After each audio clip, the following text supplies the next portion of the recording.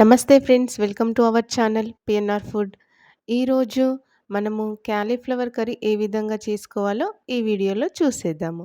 ముందుగా క్యాలీఫ్లవర్ తీసేసుకొని దాని ఆకులన్నింటినీ ఈ విధంగా కట్ చేసేసుకోవాలి. తర్వాత ఇందులో ఎక్కువగా మొదట్లో చిన్న చిన్న పురుగులు లాంటివి ఉంటాయి కాబట్టి జాగ్రత్తగా వాటిని కట్ చేసుకోవాలన్నమాట. ఫస్ట్ చిన్న చిన్న ఇట్లా ఈ విధంగా చిన్న చిన్నగా కట్ చేసుకున్న తర్వాత మళ్ళా చిన్న చిన్న ముక్కలుగా చేసేసుకుందాము.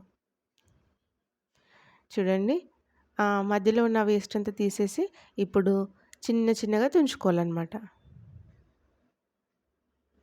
చూస్తున్నారు కదా, చాలా జాగ్రత్తగా ఆ పురుగులు అవి చూసుకుంటూ ఈ విధంగా తుంచుకోవాలి.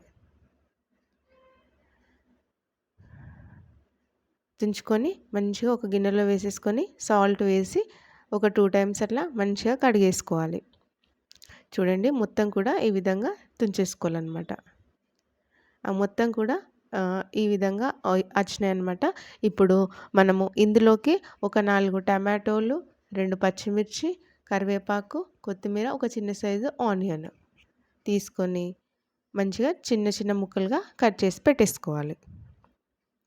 ఈ విధంగా చిన్న ముక్కలుగా కట్ చేసి రెడీ చేసి పెట్టుకోవాలి. ఇప్పుడు స్టవ్ పైన గిన్నె పెట్టేసి గిన్నె వేడైన తర్వాత ఇందులో ఆయిల్ వేసుకోవాలి. ఒక 2 టేబుల్ స్పూన్స్ ఆయిల్ వేసేసుకోవాలి.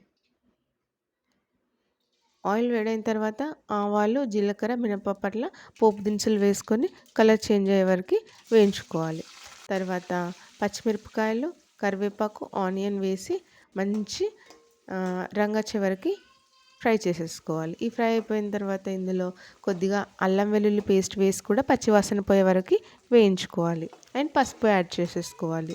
పసుపు వేసేసుకొని మంచిగా ఒకసారి కలిపేసుకోవాలి. ఇప్పుడు మనం ముందుగా కడిగి పెట్టుకున్న క్యాలీఫ్లవర్స్ ఉంది కదా, అది మొత్తం కూడా తీసి ఈ ఆయిల్లో వేసేసుకోవాలన్నమాట. ఈ విధంగా ఆయిల్లో వేసేసుకోవాలి. మొత్తం వేసేసుకున్న తర్వాత ఇందులో సాల్ట్ యాడ్ చేసుకోవాలి. రుచికి సరిపడా సాల్ట్ వేసేసుకోవాలి. వేసేసుకొని మొత్తం కూడా ఒకసారి కలిపేసుకోవాలి. ఈ విధంగా మొత్తం కలిపేసుకోవాలన్నమాట. చాలా టేస్టీగా ఉంటుంది. మీరు కూడా ఖచ్చితంగా ట్రై చేయండి. నా స్టైల్లో ఒకసారి ట్రై చేయండి, తప్పకుండా నచ్చుతుంది. ఆ స్మెల్ అది రాకుండా చాలా అంటే చాలా రుచిగా ఉంటుంది. ఇది వేడివేడి అన్నంలోకి కానీ రోటీలోకి కానీ సూపర్ టేస్టీగా ఉంటుందండి. మొత్తం ఒకసారి ఫ్రై చేసుకున్నాక మూత పెట్టేసుకోవాలి. ఒక 5 మినిట్స్ తర్వాత ఈ విధంగా మూత తీసి మొత్తం ఒకసారి కలిపేసుకోవాలన్నమాట. చూడండి, చాలా వరకు సింక్ అయిపోయింది. క్యాలీఫ్లవర్ మొత్తం కూడా సింక్ అయిపోయింది. చూస్తున్నారా, ఆయిల్లో మొత్తం ఫ్రై అయిపోయింది. ఇప్పుడు మనం ముందుగా కట్ చేసి పెట్టుకున్న టమాటోస్ ఉన్నాయి కదా, ఈ టమాటోస్ని ఇందులో యాడ్ చేసేసుకుందాము. టమాటోస్ యాడ్ చేసి మళ్ళీ ఒకసారి కలిపేసుకొని మళ్ళీ ఒక 5 మినిట్స్ మూత పెట్టేసుకోవాలి. ఈ టమాటోస్ మొత్తం కూడా మగ్గిపోయాయి ఆయిల్లో. చూడండి, మొత్తం దగ్గరికి వచ్చేసింది. ఇప్పుడు మనము కారం యాడ్ చేసుకుందాము. ఒక 2-3 టేబుల్ స్పూన్స్ కారం వేసేసుకొని మొత్తం కూడా కలిపేసుకొని ఆయిల్ అంతా కూడా బయటకు వచ్చే విధంగా, కూర మొత్తం ఉడికిపోయింది బట్ ఆయిల్ మొత్తం బయటకు వచ్చే విధంగా మళ్ళీ సిమ్లో పెట్టేసి ఒక 5 మినిట్స్ మళ్ళీ మూత పెట్టేసుకుందాము.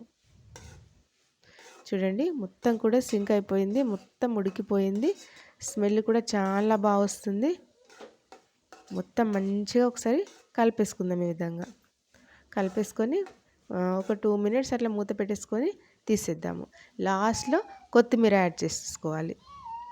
కొత్తిమీర యాడ్ చేసేసుకొని మంచిగా కలిపేసుకొని 2 మినిట్స్ తర్వాత స్టవ్ ఆఫ్ చేసి సర్వ్ చేసుకుంటే చాలా టేస్టీగా ఉంటుంది.